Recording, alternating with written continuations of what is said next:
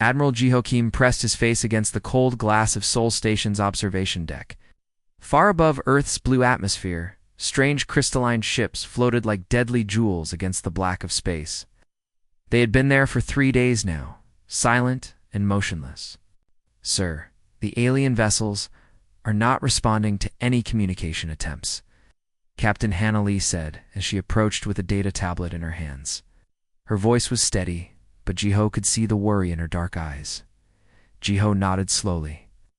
"These were the Vorthok, the rulers of the galaxy for 50,000 years. Every human who worked in space defense knew the stories whispered in the corridors. An empire so vast it controlled thousands of star systems. Beings with minds so powerful they could crush human thoughts with a simple glance. Technology so advanced it seemed like magic to human scientists. How long have they been watching us?" "Our records show the first detection in 2157, Hannah replied, scrolling through the tablet. "Dr. Yuna Chong's team found them disguised as asteroids in the outer system. We've been tracking 17 monitoring stations for decades." 17 stations. Jiho felt a chill run down his spine. Vorthok had been studying humanity like insects under a microscope for over 60 years. They knew everything about human technology, human weaknesses, human fears, and the depths of space. The crystalline ships pulsed with an inner light that hurt to look at directly. Each vessel was the size of a city, their surfaces covered in geometric patterns that seemed to shift and change when observed. The humans had tried sending radio signals, laser communications, even simple mathematical sequences.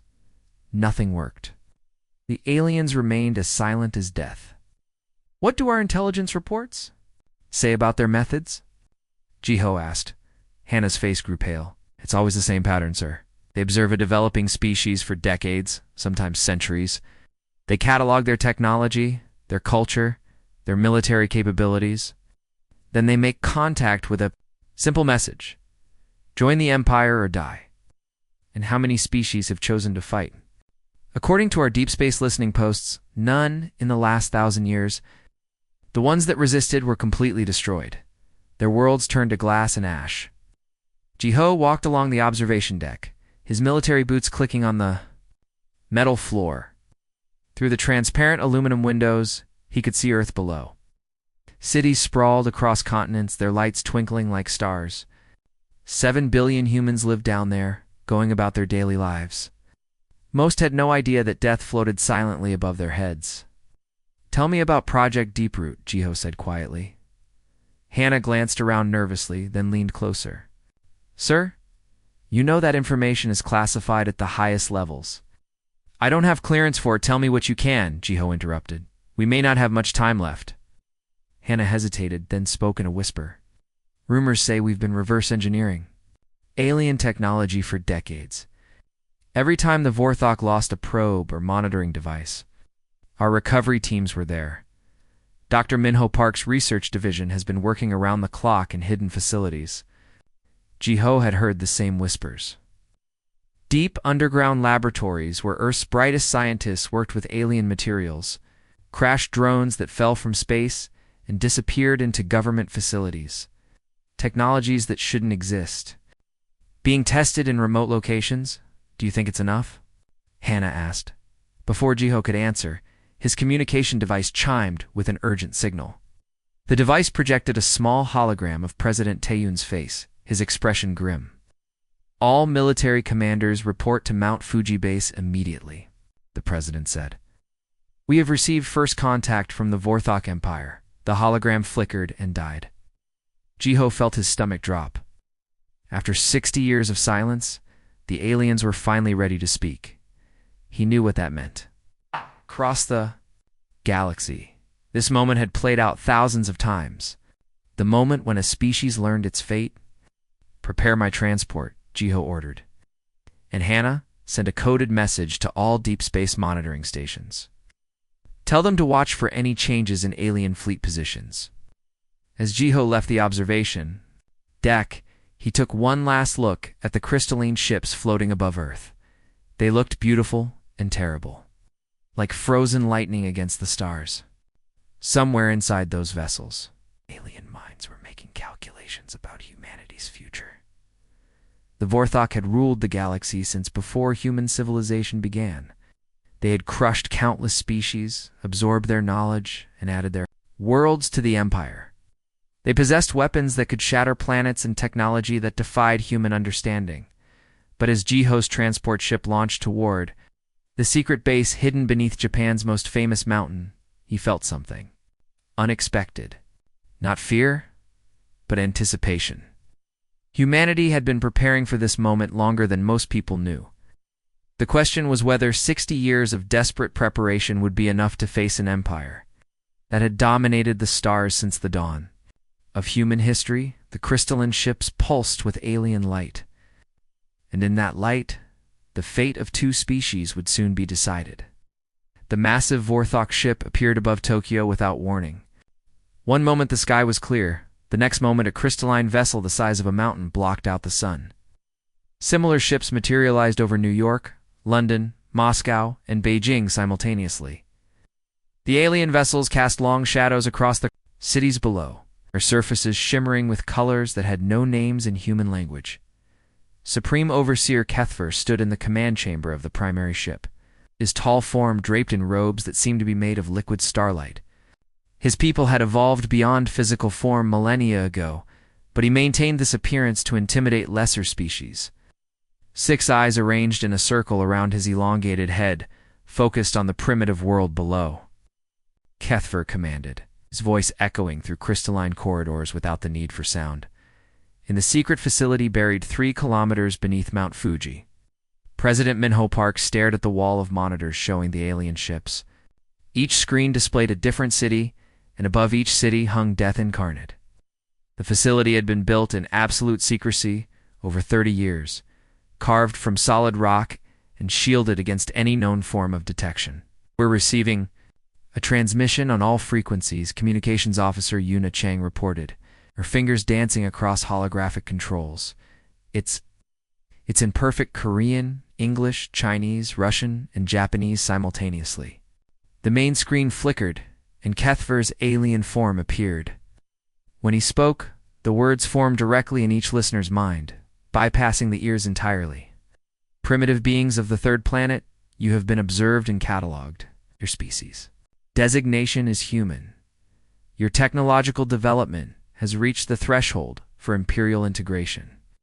You have 72 of your time units called ours to choose. Submit to the Vorthok Empire and serve, or face complete elimination. Choice has been offered to 3,417 species. All have chosen wisely."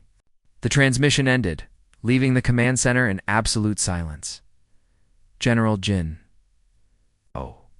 head of Earth's Secret Defense Forces, spoke first. 72 hours. "That's not much time.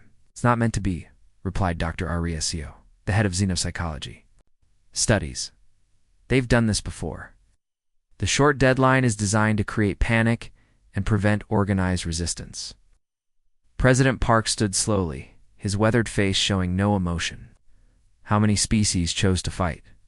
"According to our deep space intelligence, none in the last 1,000 years," Ari answered quietly. "The species that resisted were completely destroyed.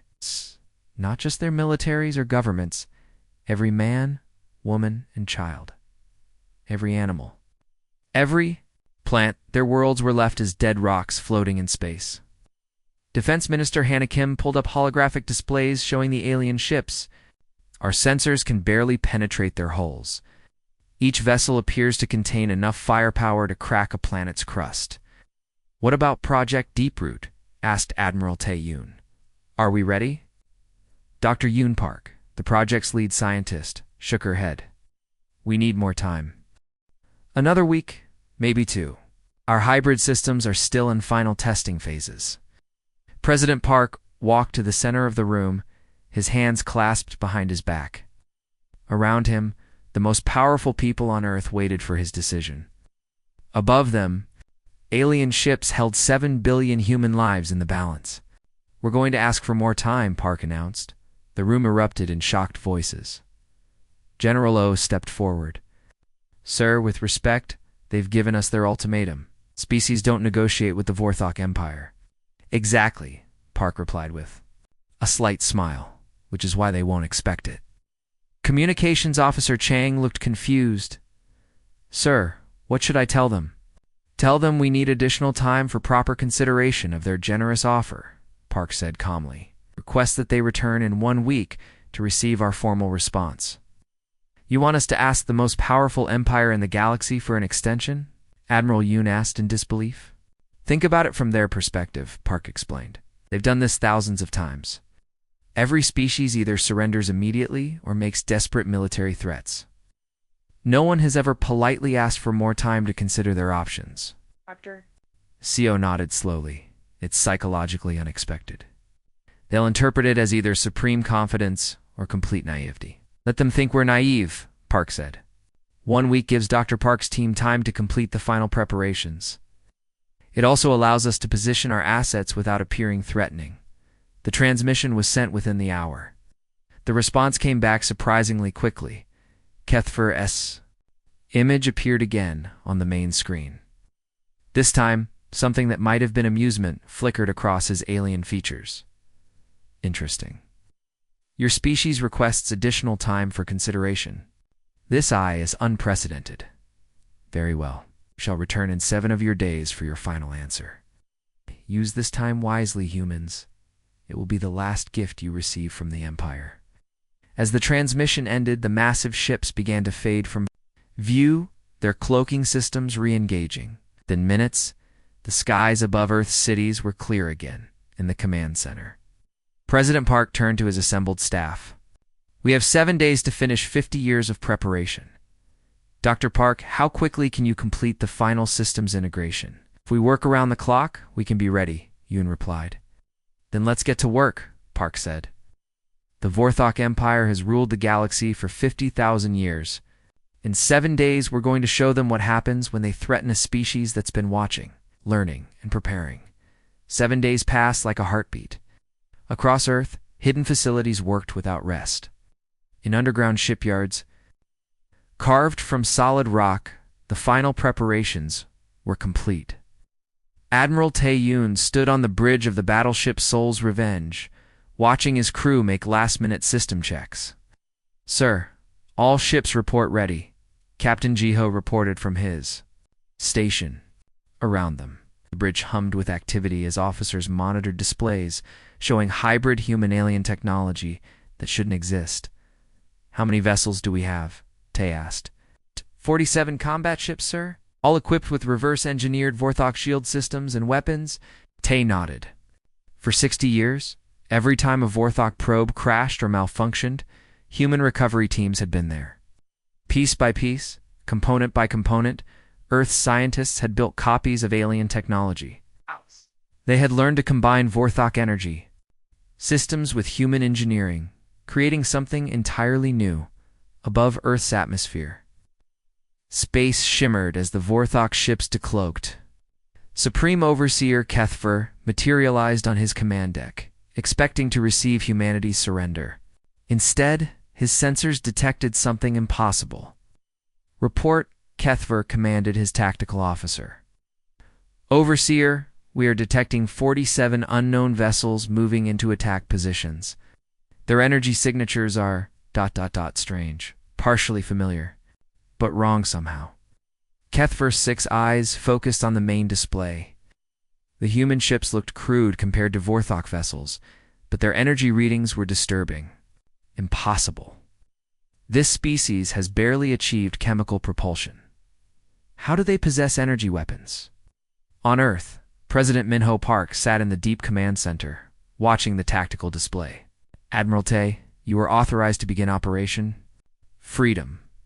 In space, Admiral Tae opened communications to the Vorthok fleet. This is Admiral Tae-yoon of the Earth Defense Force. Your presence in our system is not welcome. Leave now, or face the consequences. Kethfer received the transmission with something approaching amusement. In 50,000 years of galactic conquest, no primitive species had ever threatened the Empire. Human, you possess 47 small vessels. You have brought 300 ships, each capable of destroying your entire planet. Surrender now, and your death will be quick. A counteroffer. Tay replied calmly. Leave our system, and we won't have to embarrass you in front of the entire galaxy. The response infuriated Kethver. Destroy them all, he commanded. The first Vorthok attack wave consisted of 12 heavy cruisers, each armed with weapons that could crack continents. They moved in perfect formation, their crystalline hulls glowing with deadly energy. All ships engage at will, Admiral Tay commanded. What happened next shocked every observer, both human and alien. The Earth ships moved like nothing the Vorthok had ever seen. Instead of the predictable patterns used by most species, human vessels darted and weaved in seemingly random directions. Their tactics made no sense according to galactic military doctrine. Captain Hannah. Lee commanded the destroyer Busan Lightning. Target their shield generators, she ordered.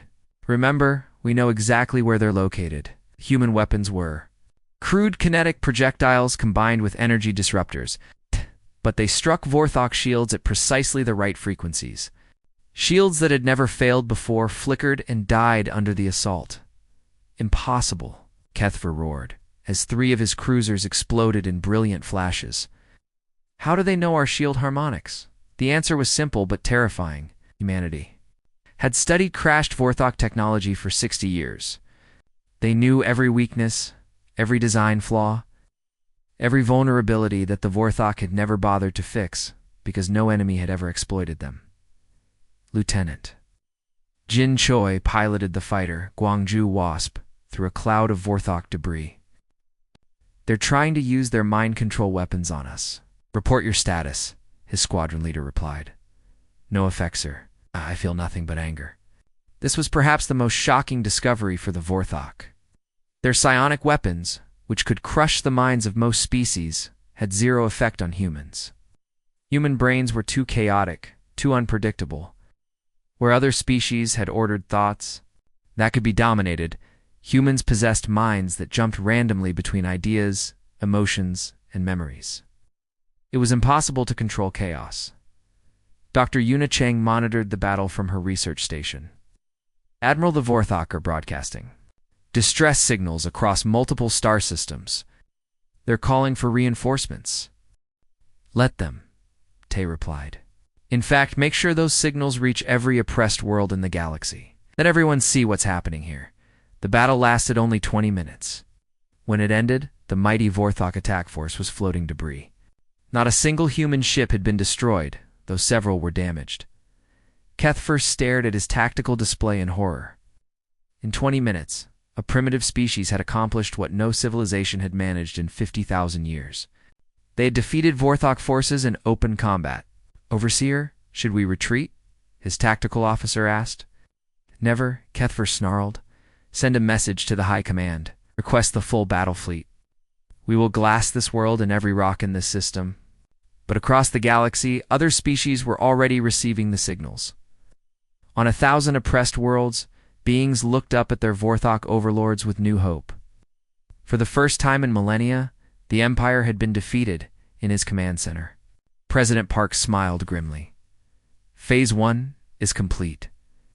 Now we prepare for the real war. Admiral Tay studied the tactical reports. How long until their main fleet arrives? 3 weeks, sir? Good. That gives us time to show the galaxy that the age of Vorthok dominance is ending. 3 weeks later, the largest fleet in Vorthok history emerged from hyperspace at the edge of the Sol system. Supreme Commander Vextron commanded over 2,000 warships, each one capable of destroying entire civilizations.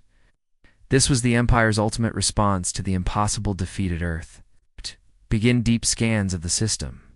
Vextron ordered from his massive flagship. Locate all human vessels and prepare for total extermination. The initial scans showed exactly what the Vorthok expected. A small defensive fleet of perhaps 60 human ships clustered around. Earth. It seemed the primitive species had built a few more vessels during the 3-week delay, but the numbers were still pathetic compared to the Vorthok armada. Now this will be over quickly, Vextron told his officers. Move the fleet to attack formation. Hidden deep within Saturn's rings, General Jinno watched the alien fleet advance through his command. Ships, sensors. The massive vessel had been built inside a hollowed-out asteroid, invisible to normal detection methods. Around him, his staff monitored displays showing the true scope of Earth's defenses. "Sir, the Vorthok fleet is moving into the inner system," reported Captain Ari Kim. "They've detected our decoy ships near Earth." Gudjin replied calmly. "Let them think those 60 vessels are our entire fleet. Signal all hidden units to prepare for Operation Solar Storm." What the Vorthok didn't know was that humanity had turned their entire solar system into a fortress. For decades, automated construction ships had been working in secret, building hidden bases throughout the system. Weapons platforms disguised as asteroids, battleships hidden within gas giant atmospheres, entire fleets camouflaged as space debris. As the Vorthok fleet approached Earth, space itself seemed to come alive from the asteroid belt. What appeared to be floating rocks suddenly activated powerful engines and revealed themselves as heavily armed battle stations. Captain Hannah Yoon commanded one such hidden fortress built inside a kilometer-wide asteroid. "All weapons target the Vorthok command vessels," she ordered. "Remember, aim for their communication arrays first." The first surprise attacks caught the Vorthok completely off guard. Energy beams erupted from seemingly empty space, striking their ships before they could react. But this was only the beginning. From Jupiter's great red spot, a massive human fleet emerged. The ships had been hiding within the gas giant storms, using the electromagnetic interference to mask their presence. Admiral Minho Park led this force from his flagship Incheon's Pride. "All vessels, execute attack pattern Delta," Minho commanded. "I'll target their heavy cruisers." The Vorthok fleet found itself under assault from every direction. Enemy ships appeared from locations that should have been impossible to hide vessels. More terrifying was the nature of the human attacks. These weren't the desperate charges of a dying species. These were coordinated strikes by a military force that had spent decades preparing for this exact moment. Dr. Yoon Seo monitored the battle from her cyber warfare center hidden beneath Earth's surface. Initiating viral attack protocols, she announced to her team, "Target their crystalline computer networks."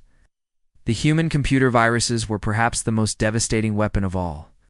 Vorthok technology relied on crystalline matrices that were supposedly immune to outside interference. But human programmers had studied captured Vorthok systems for 60 years. They had learned to create digital weapons specifically designed to corrupt alien computers. "Commander, our systems are failing," reported a panicked Vorthok technician. "Unknown programs are spreading through our networks. Our weapons are shutting down. Navigation is compromised." Vextherin watched in horror as his invincible fleet began to fall apart. Ships collided with each other as their navigation systems failed. Weapons fired randomly as their targeting computers went insane. Communication between vessels became impossible as the viral attack spread from ship to ship. "How is this possible?" Vextherin demanded. "Their technology is primitive." The answer was actually simple. Human technology wasn't more advanced than Vorthok systems, but it was completely different. Where the Vorthok had spent millennia perfecting crystalline technology, humans used quantum processors and artificial intelligence networks. The two systems were so different that Vorthok defenses had no idea how to stop human attacks. Lieutenant Tae Kim piloted his fighter through the chaos of the battlefield. "Squadron leader, I'm seeing massive explosions in the enemy formation. Their own ships are firing on each other." "Confirmed," replied his commander. "The viral attacks are causing their automated systems to identify friendly vessels as enemies." His hidden command post, General Jin, coordinated the largest space battle in human history. "All units, begin Phase 2. Target their command ships." The human fleet seemed to grow larger with each passing hour. Ships emerged from hiding places throughout the solar system. Some had been disguised as comets, using chemical thrusters to maintain their false orbits for years. Others had been buried beneath the surfaces of moons, waiting for the signal to launch. Within 6 hours, mighty Vorthok fleet was in complete disarray. Half their ships were disabled by computer viruses. A quarter had been destroyed by human weapons. The remainder were scattered and confused, their command structure completely broken. "Sir, we're receiving surrender signals from multiple Vorthok vessels," reported Captain Yuna Lee. General Jin studied the tactical display. For 50,000 years, the Vorthok had conquered through overwhelming force and technological superiority. Today, they had learned what happened when they faced a species that had spent decades studying their weaknesses. "Accept their surrenders," Jin ordered. "And Captain Lee, make sure our victory is broadcast across the galaxy. It's time for every oppressed species to see that the Empire can be defeated."